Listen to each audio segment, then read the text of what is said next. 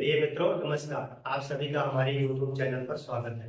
मित्रों, जैसा कि आप लोग जानते हैं कि इस समय हम लोग जो है इंडियन ज्योग्राफी यानी भारत का भूगोल जैसे विषयों का अध्ययन कर रहे हैं। ठीक है, इसमें भी हम लोग जो है अब तक अपवाह तंत्र पढ़ चुके हैं। हमारे जो अपवाह तंत्र वाला अध्याय था वो समाप्त हो चुका है।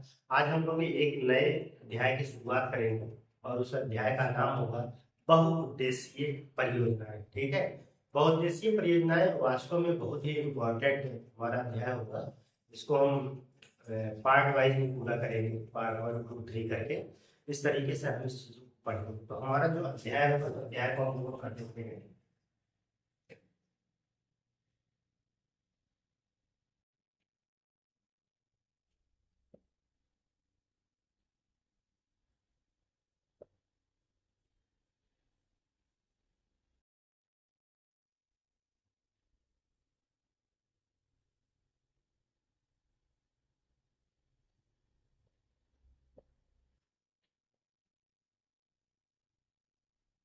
बहुउद्देशीय परियोजनाएं, ठीक है, ये हमारा अध्याय होगा।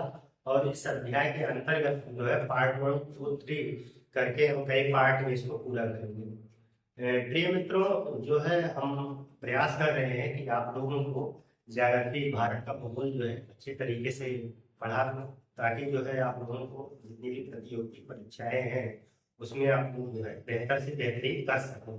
ऐसा हमारा लक्ष्य है। आप लोग जो है मेहनत से जो है पढ़ते रहिए और प्रयास करिए कि जो है आप किसी चीज को जो है लिख लिख के जो है याद करेंगे या लिख के अपने कॉपी पे नोट करिए।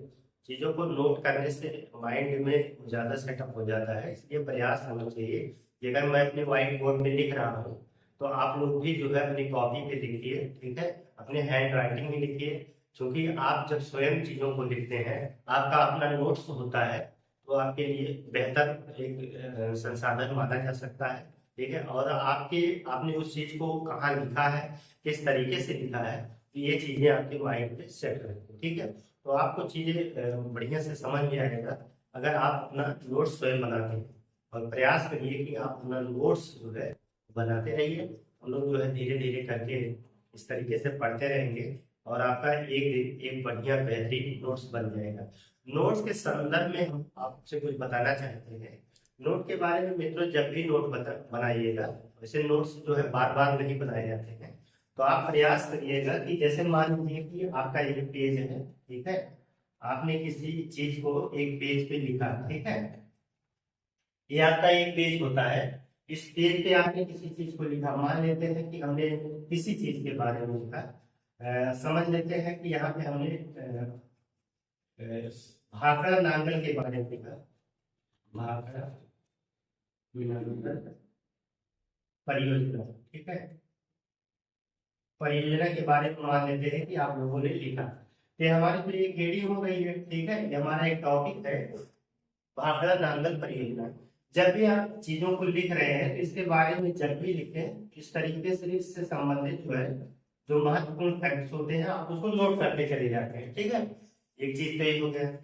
लेकिन प्रायः जो है आप लोग जब यहाँ मान लीजिए यहाँ पे एंड हो गया, आपको जितनी भी बातें पता थी वो सारी बातें आपकी यहाँ पे होंगी। ठीक है, आपने इसको लास्ट में जो है यहाँ एंड कर दिया। अब क्या पता है कि भाखड़ा से संबंधित कोई मैटर बाद में आता है, कोई करंट अफेयर से मामला आता है, या आपने किसी दूसरी बुक में कोई चीज को पढ़ा। ठीक है, अब जिस बुक से आप पढ़े थे उस बुक में मैटर था नहीं, आपने तो यही पे मान लिया कि भाखड़ा नांगल के बारे में पूरा हो गया, ऐसा आप लोग मानते हैं। ठीक है, तब हमने तो इसको सारी चीजों को पढ़ लिया, परंतु ऐसा नहीं है। कुछ बातें जो है आपको अलग से मिल सकती हैं, दूसरी बुक में मिल सकती हैं, या करंट की चीजें आ सकती हैं।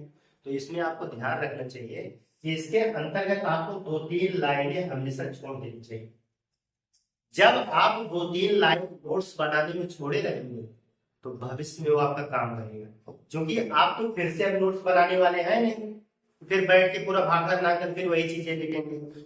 जो आपने पहले लिखा हो तो बात सही है ना, उसको आपने लिख लिया है। अब उसको बार बार लिखने का क्या मतलब, कोई मतलब नहीं है। उसको आप जो है क्या करिएगा, केवल रिवाइज करते रहिए। आप रिवाइज करिए, आप अपनी मेमोरी में डालते रहिए। लेकिन उससे संबंधित अगर कोई नई चीज मिलती है तो क्या उसको अलग कॉपी में लिखोगे क्या, या अलग पेज पे लिखोगे क्या? अगर आपके पास यहाँ स्पेस रहेगा उस चीज को वहां पे आप नोट कर देते हैं, तो आप पेन उठाएंगे और यहाँ पर उससे संबंधित चीजों को लिख देंगे। फिर मान लीजिए कभी कभी पढ़ते पढ़ते साल 6 महीने के बाद कोई नई बात भाखड़ा नांगल से फिर मिल जाती है, तो फिर आप उसको वहां डिक्टेट कर सकते हैं, बोला दे सकते हैं। इस तरीके से नोट बनाया जाता है। अगर एक बार नोट बना लीजिएगा तो कम से कम 1-1.5 साल में इस तरीके से आपका नोट्स बेहतर से बेहतरीन नोट्स बन सकता है। और ऐसा नोट्स वो बनेगा कि आपकी किसी पुस्तक में लिख दिया हो, क्योंकि वो कई पुस्तकों का, ठीक है, कई वर्षों का जो है, कई महीनों का आप करंट अफेयर्स उसमें इंक्लूड कर चुके हैं। तो भाखड़ा नांगल या कोई भी टॉपिक हो, तो इससे संबंधित चीजें आपकी एक जगह पे मिल जाएंगी और आपको भटकना नहीं पड़ेगा। तो आपका प्रयास होना चाहिए कि चीजें जो है एक पेज पे रहे, ठीक है, एक पेज पे रहे या एक पन्ने पे रहे, 2 पेज हो जाए, 3 पेज हो जाए, लेकिन जहां रहे सब इकट्ठा रहे। तो ये आपके माइंड में जो है बात होनी चाहिए हमेशा, और नोट्स इसी तरीके से आप बनाते रहिए। अगर आपको मेरी ये बातें पसंद आ रही हैं, अगर आपने इसको गंभीरता से लिया, समझा, तो आप इसकी अच्छाइयों को और बुराइयों को भी आप हमारे कमेंट को बता सकते हैं। ठीक है, आइए आज हम लोग जो है चालू करते हैं, हमारा जो टॉपिक रहेगा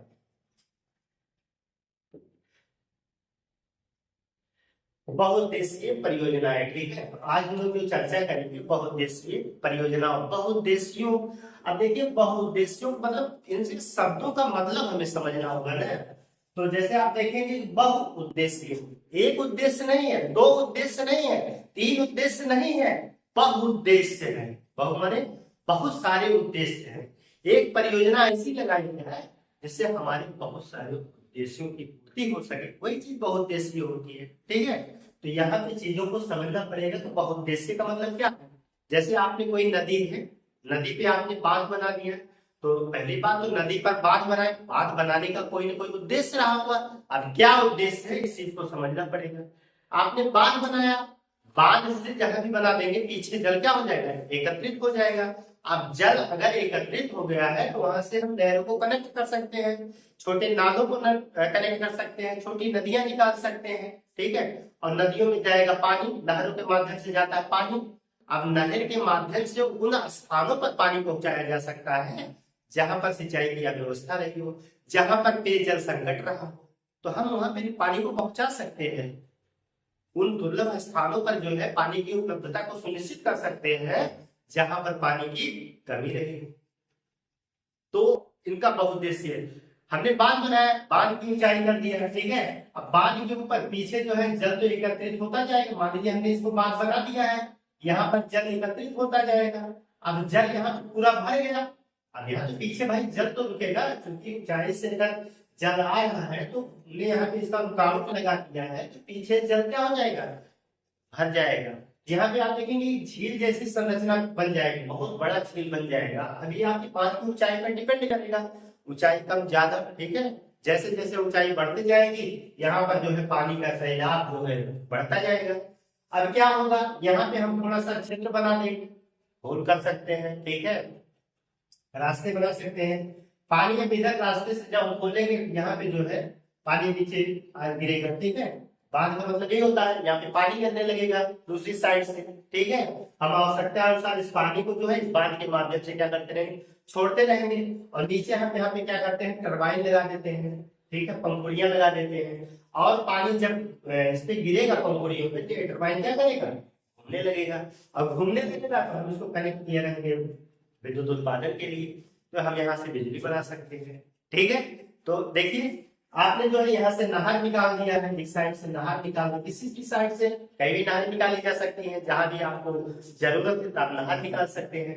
नहर निकालिए, आप इस इर्द गिर्द वाले क्षेत्र में आप सिंचाई कर सकते हैं, आराम से सिंचाई हो सकती है। और नहरों से नहर निकाल करके उस गांव तक पहुंचा सकते हैं जहां पर पेयजल का संकट रहा हो, पानी की दिक्कत रही हो, पीने के लिए पानी ना मिलता हो, तो आप जो है यहाँ पर गाँव वालों को पानी उपलब्ध करा सकते हैं, ठीक है। पीने के लिए शोधनशाला लगा के वहां पे पानी को जो है शुद्धिकरण भी कर सकते हैं और शुद्ध पेयजल को आपूर्ति कर सकते हैं। खेतों के लिए सिंचाई की व्यवस्था की जा सकती है। ये सब बहुउद्देशीय परियोजनाएं हैं।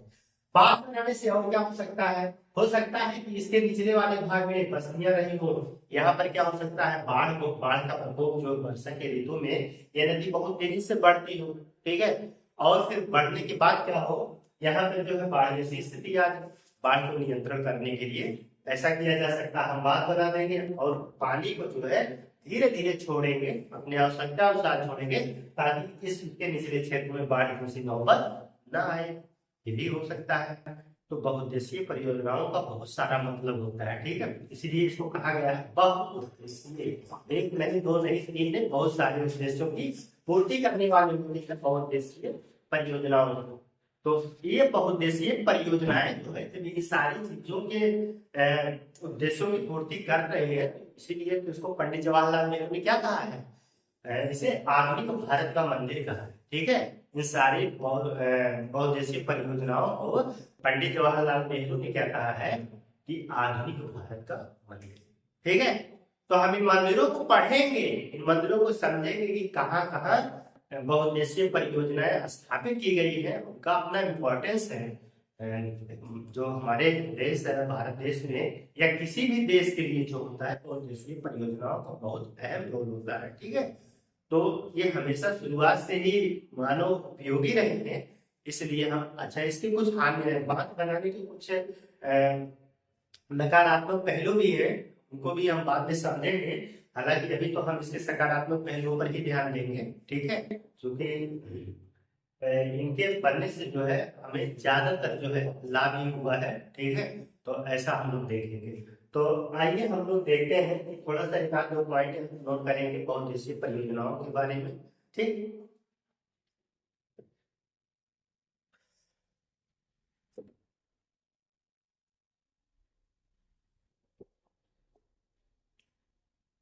तो बहुउद्देशीय नदी घाटी परियोजनाओं के बारे में हम लोग सबसे पहले नोट करेंगे बहुउद्देशीय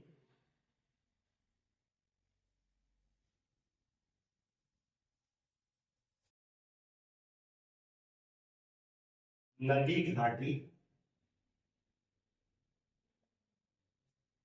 परियोजनाएं।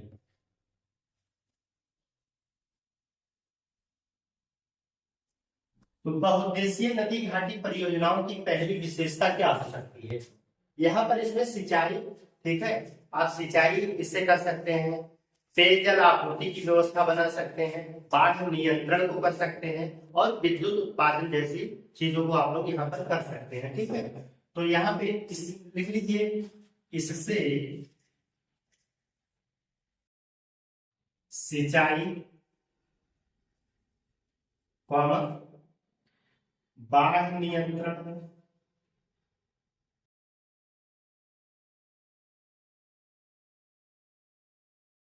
पेयजल आपूर्ति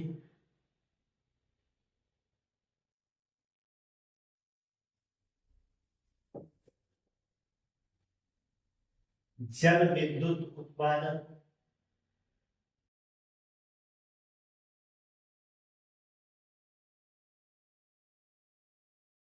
पेयजल जल विद्युत उत्पादन नहरी उत्पादन नहरी परिवहन नहरी परिवहन पर्यटन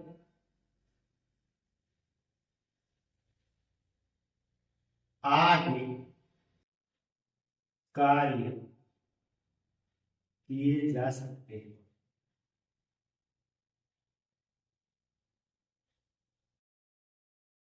अब कार्य किए जा सकते हैं इन बहुउद्देशीय परियोजनाओं के माध्यम से, ठीक है। तो ये हमारा पहला पॉइंट है, इसको नोट करेंगे। और दूसरा पॉइंट जो है ये पूछा जाता है खासकर परीक्षाओं में या काफी तरह की परीक्षाओं में, पंडित जवाहरलाल नेहरू ने इन बहुउद्देशीय परियोजनाओं को जो है आधुनिक भारत का मंदिर कहा है, ठीक है। इसको नोट करेंगे, भारत के पहले प्रधानमंत्री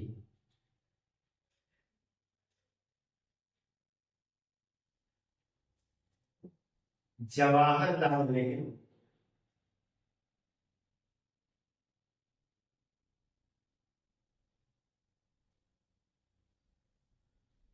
इसे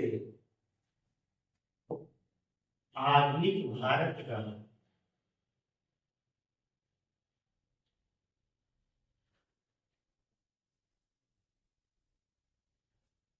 मंदिर कहा।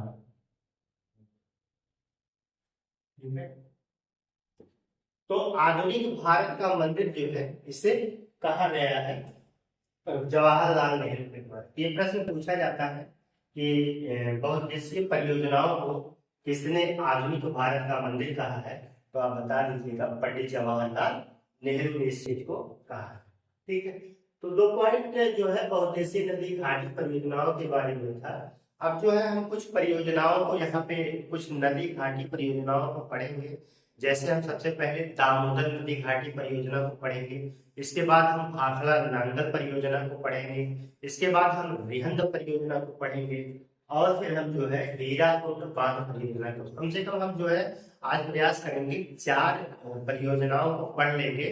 ठीक है, जिसके बारे में 2-3 बातें महत्वपूर्ण, 2-3-4 बातें जो भी महत्वपूर्ण रहेंगी हम उसको नोट करेंगे, और इसके बाद जो है इनको आज हम से संबंधित चीजों को पढ़ेंगे। ठीक है, तो देखिए, तो सबसे पहले हम लोग जो है आज पढ़ते हैं दामोदर नदी घाटी परियोजना। दामोदर नदी घाटी परियोजना।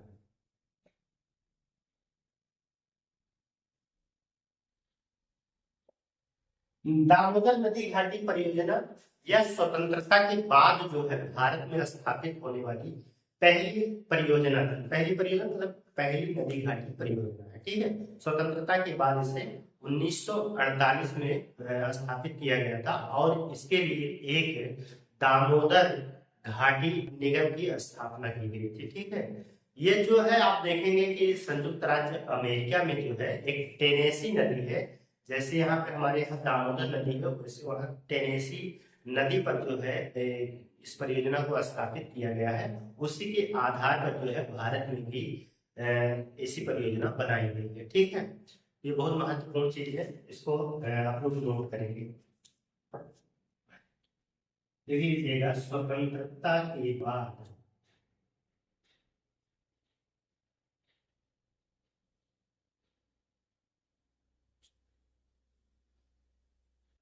बनने वाली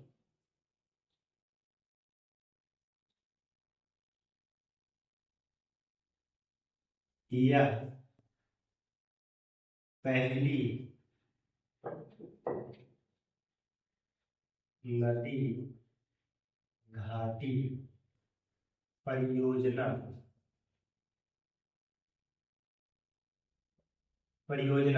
यह पहली नदी घाटी परियोजना है। यह अमेरिका के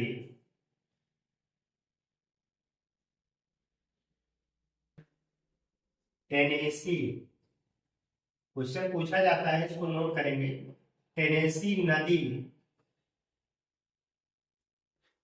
घाटी परियोजना। हालांकि ये परियोजना जो है 1935 में वहां स्थापित पर आधारित है, मतलब उसी के जैसा बनाया है। जैसे टेनेसी घाटी में परियोजना स्थापित की गई है, उसी तरीके से भारत में भी स्थापित की गई है। ठीक है, तो दामोदर घाटी परियोजना जो है, सॉरी, इसके लिए जो है एक डीवीसी दामोदर घाटी निगम की स्थापना की गई। ठीक है,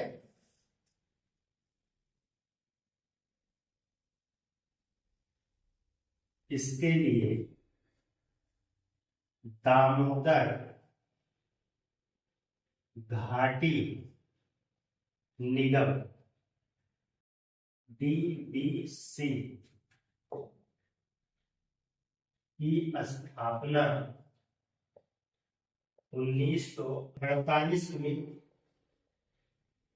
की गई। ठीक है, इसके लिए 1948 में जो है डीवीसी दामोदर वैली कॉर्पोरेशन की स्थापना की गई। ठीक है, दामोदर डेयरी कॉर्पोरेशन की स्थापना की गई है। इस चीज को आप लोग जानते रहिएगा। ठीक है, ये चीजें बहुत महत्वपूर्ण है। तो अगर बात करें दामोदर नदी की, तो दामोदर नदी कहाँ से निकलती है, तो आप कह लीजिएगा छोटा नागपुर के पठार से निकलती है, और पश्चिम बंगाल में गंगा की एक सहायक नदी हुगली है, हुगली में जाके ये जाती है। ठीक है, इसी को यहाँ पे नोट कर लीजिए। यह नदी,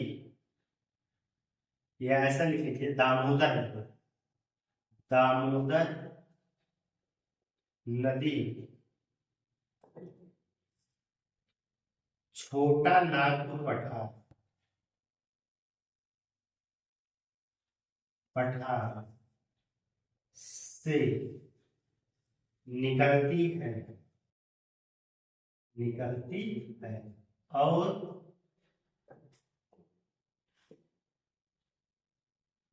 हुगली में मिल जाती, मिल जाती,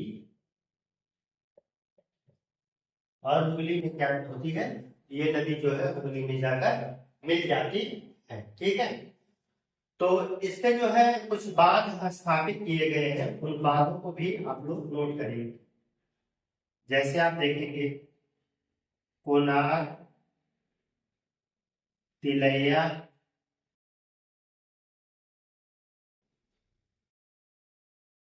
मैदान, व पंचेत हिल बांध बने, मतलब इसी नदी घाटी पर जो है ये बनाया गया है। ठीक है, तो पंचेत हिल बांध या पंचेत पहाड़ी बांध बनाया गया है। इस चीज को आप लोग नोट करेंगे। हर चीजें आप लोग को समझ में आ रही है। और फिर जो है आप देखेंगे बोकारो, बोकारो, बोकारो हो गया, चंद्रपुर, दुर्गापुर,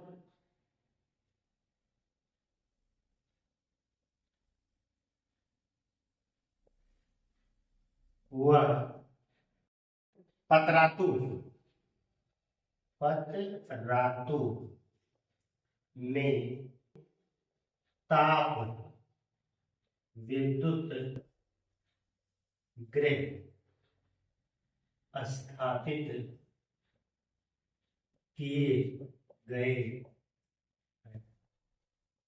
ठीक है, तो इतनी बातें जो है आप लोग इसको नोट कर लीजिएगा। ठीक है, स्वतंत्रता के बाद बनने वाली एक पहली नदी घाटी परियोजना है भारत की। ठीक है, अमेरिका के टेनेसी नदी पर आधारित है। डीबीसी की स्थापना 1948 में की गई है। छोटा नागपुर पठार यानी झारखंड से हुगली में पश्चिम बंगाल में मिल जाती है।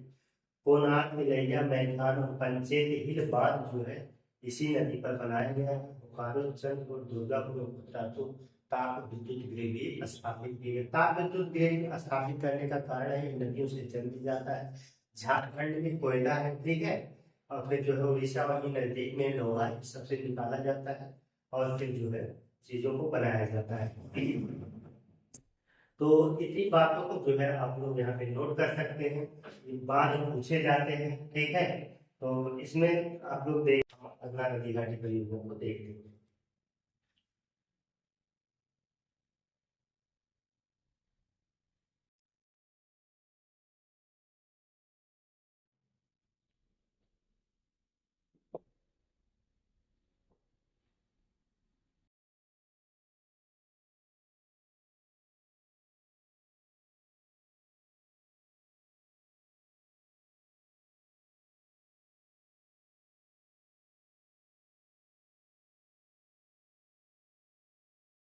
इसके बाद है भाखड़ा नांगल परियोजना।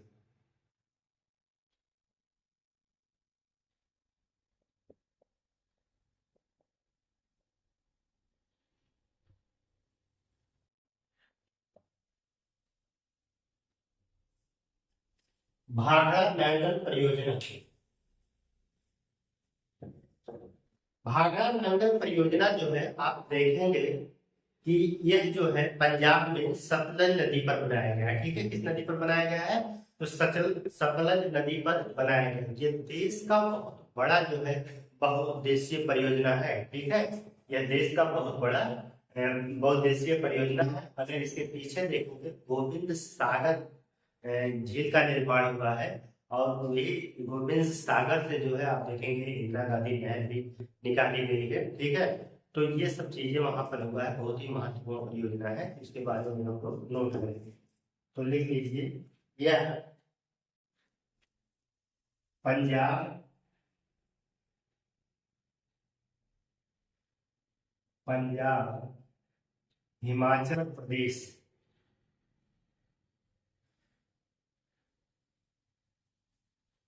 में सतलज नदी पर, सतलज सतलज नदी पर बना। एक बात तो ये होगी, यही सतलज नदी पर बना हुआ है, इस चीज को आप लोग समझते हैं। यह देश की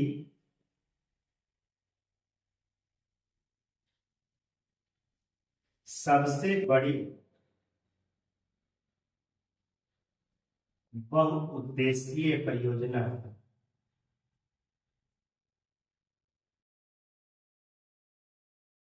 अगर आपसे पूछा जाए कि देश की सबसे बड़ी परियोजना क्या है, तो आप बता दीजिएगा भाखड़ा नांगल परियोजना है। ठीक है, इस चीज को यहाँ पे आप लोग नोट करेंगे।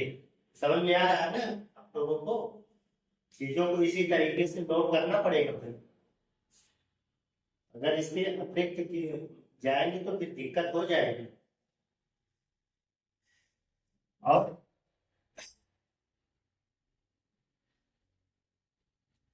ये जो भाखड़ा बांध बना हुआ है, ये जो है विश्व का सबसे बड़ा गुरुत्वीय बांध है। ठीक है, यह विश्व का सबसे ऊंचा गुरुत्वीय बांध। ठीक है, इस चीज को भी जानते रहिएगा, एक सबसे ऊंचा गुरुत्वीय बांध है, इस चीज को आप लोग जानते रहेंगे। ठीक है, इस चीज पे फोकस करिएगा। इसके पीछे हमने बताया गोविंद सागर झील का निर्माण हुआ। इसके पीछे गोविंद सागर झील का निर्माण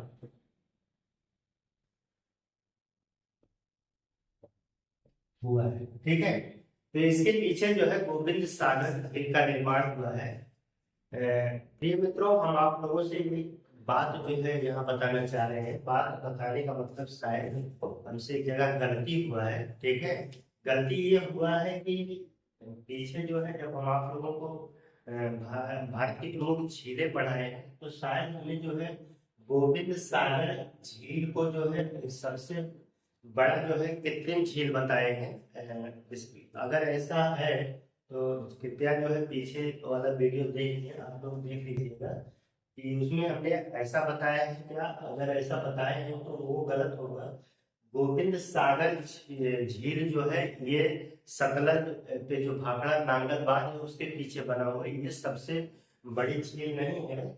गोविंद वल्लभ पंत, ठीक है, गोविंद वल्लभ पंत झील जो है आप देखेंगे कि जो ये रिहंद नदी है, रिहंद नदी पर के पीछे जो रिहंद बांध बना हुआ है उसके पीछे जो है ये सबसे बड़ी झील है, ऐसा कहा जाएगा। ये अधिक ऊंचाई पर स्थित हो सकती है। शायद उसमें हम थोड़ा कंफ्यूज है, उसको एक बार आप लोग देख लीजिएगा। ये सबसे बड़ी नहीं बल्कि सबसे अधिक ऊंचाई पर स्थित झील है, कृत्रिम झील है, ऐसा कह सकते हैं। ठीक है, तो इस चीज को थोड़ा सा आप लोग क्लियर कर लीजिएगा। अगर देखेंगे कि जो है नदी भाखड़ा भाखड़ा नांगल परियोजना जो है तो इससे जो है लाभान्वित कौन कौन से राज्य हो रहे हैं, तो आप देखेंगे पंजाब है, हरियाणा है, चंडीगढ़ है, ठीक है, दिल्ली है, हिमाचल प्रदेश है। तो इससे जो है लाभान्वित होते हैं, ठीक है, इसको नोट कर सकते हैं। इससे पंजाब, हरियाणा, चंडीगढ़, हिमाचल प्रदेश, हिमाचल प्रदेश, दिल्ली लाभान्वित, लाभान्वित, ठीक है। तो ऐसे राज्य हैं जो इससे लाभ प्राप्त कर रहे हैं, इन चीजों को आप लोग नोट कर लीजिएगा। अगर बात करें भाखड़ा नांगल परियोजना की, तो एशिया का दूसरा सबसे अधिक ऊंचाई पर स्थित परियोजना है, ठीक है। अगर बात करेंगे तो पहली क्या है, तो पहली जो है भारत में स्थित है वो टिहरी बांध परियोजना है, ठीक है।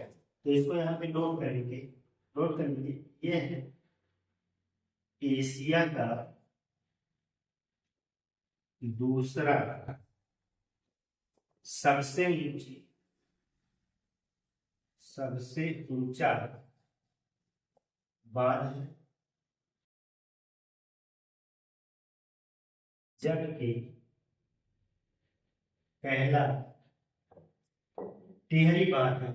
टिहरी बांध कहाँ है, टिहरी बांध तो उत्तराखंड में है, ठीक है, टिहरी बांध है, ठीक है। इस चीज को जानते रहिएगा, बहुत महत्वपूर्ण चीजें हो गई है, ठीक है। तो इस बात, जैसा कि हमने बताया कि बांध जो है वो जल नियंत्रण मतलब पानी नियंत्रण को भी नियंत्रित करते हैं, इस चीज को भी यहाँ पे आप लोग नोट कर सकते हैं। तो यह सतलज व ब्यास नदी में होने वाली बाढ़ को भी नियंत्रित करता है, नियंत्रित करता है, ठीक है, नियंत्रित करता है। तो आप लोगों ने देखा कि हम लोग जो है आज चर्चा की भाखड़ा नांगल परियोजना। तो हमने अब तक दो परियोजनाओं को देख लिया है, दामोदर नदी घाटी परियोजना, भाखड़ा नांगल परियोजना, ठीक है। अब जो है हम अभी चार परियोजनाओं के बारे में कम से कम यहाँ पे सीखेंगे। तो हम लोग जो है अब इसके बाद जो है देखते हैं रिहंद परियोजना, ठीक है। तो इसका आप लोग स्क्रीनशॉट ले लीजिए, हम लोग रिहंद परियोजना के बारे में नोट करेंगे।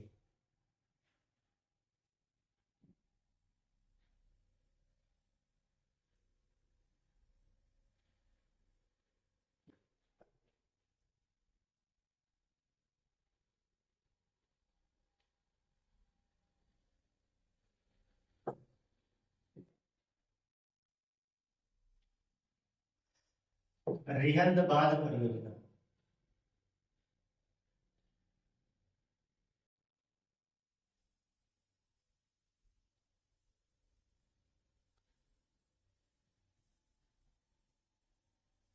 रिहंद बांध परियोजना कहाँ बनाई गई है, तो आप देखेंगे उत्तर प्रदेश में सोनभद्र जिला है, ठीक है। अभी जब आप उत्तर प्रदेश का मैप बनाएंगे तो आपने देखा होगा कि ये जो है उत्तर प्रदेश का सोनभद्र जिला है, ठीक है। तो सोनभद्र जिले में और जो है इधर का बॉर्डर जो है आप देखेंगे, ये थोड़ा सा हम इधर बना देते हैं, इधर देखेंगे तो यहाँ पर मध्य प्रदेश का क्षेत्र आता है। मध्य प्रदेश के क्षेत्र इसी पर जो है इस बात को बनाएंगे, मतलब उत्तर प्रदेश और मध्य प्रदेश की संयुक्त परियोजना है।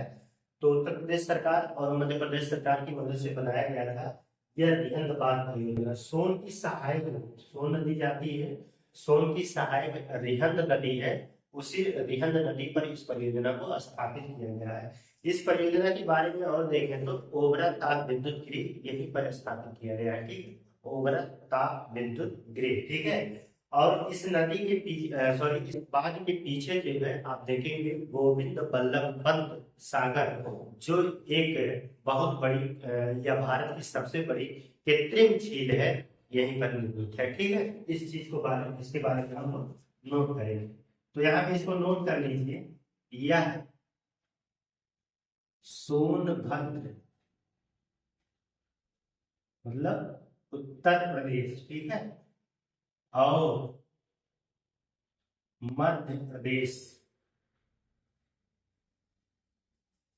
की, उसको हम मिटा दे रहे हैं, मध्य प्रदेश की सीमा पर सोन की सहायक सहायक नदी रिहंद पर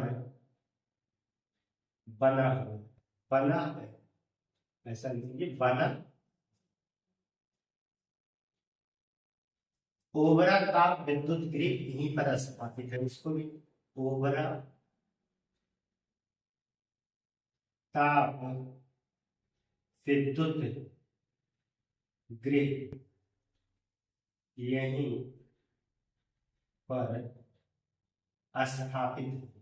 पर स्थापित हुआ, ठीक है। ओबरा ताप विद्युत गृह यहीं पर स्थापित हुआ है।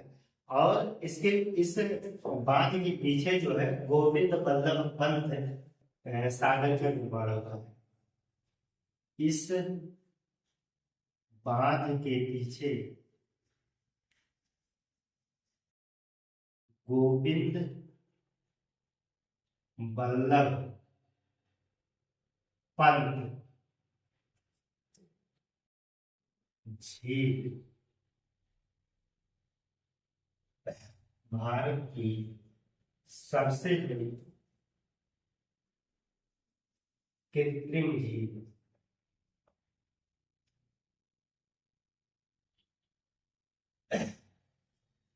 ठीक है।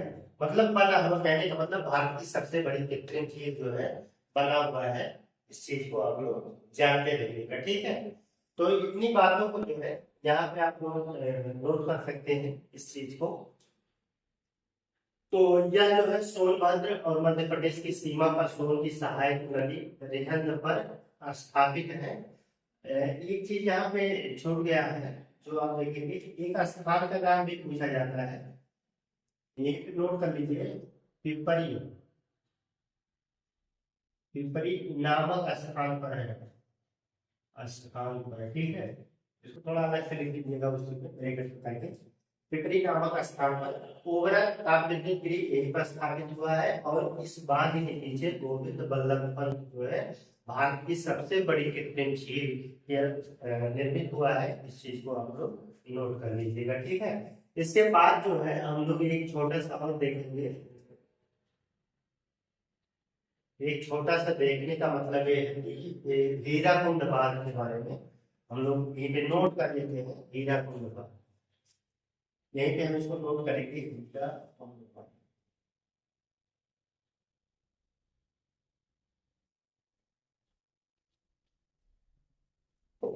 हीराकुंड बांध,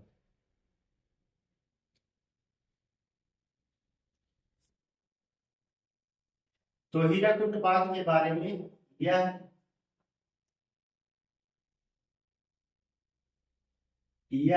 कहाँ है? यह उड़ीसा में, यह उड़ीसा में महानदी पर निर्मित है, महानदी पर निर्मित, ठीक है। या महानदी उड़ीसा राज्य में जो है आप देखेंगे महानदी, महानदी पर ही इसको बनाया गया, कुछ खास नहीं है। और इसके बाद जो है ऐसा नहीं खास नहीं है कि इसी सिचुएशन में पूछा जाता है कि हीराकुंड बांध कहाँ है, तो आप बता दीजिएगा। उड़ीसा में अगली बार इसको पीसीएस में भी लाने के लिए आया था कि हीराकुंड बांध का संबंध कहाँ से है, तो उड़ीसा राज्य से है, ठीक है। यह विश्व का सबसे लंबा बांध है, यह विश्व का सबसे लंबा बांध है। ठीक है। तो आप देखेंगे कि इसका कच्चा पक्का पूरा मिला करके जो है लगभग 25 किलोमीटर लंबा, बात की ऊंचाई देखेंगे तो 61 मीटर ऊंचा है। तो प्रिय मित्रों, जो आप लोगों ने देखा कि हमने जो है आज 4 प्रमुख जो है बहुउद्देशीय परियोजनाओं के बारे में देखे हैं। हम समझते हैं कि आप लोगों को ये मेरा क्लास बहुत पसंद आ रहा होगा। तो अगर पसंद आ रहा है तो हमारा भी उत्साह वर्धन के लिए जो भी हो आप कमेंट करके बताइए कि आप लोगों को क्लास कैसी लग रही है। हम मिलते हैं एक नए बेहतर क्लास के साथ, तब तक के लिए धन्यवाद।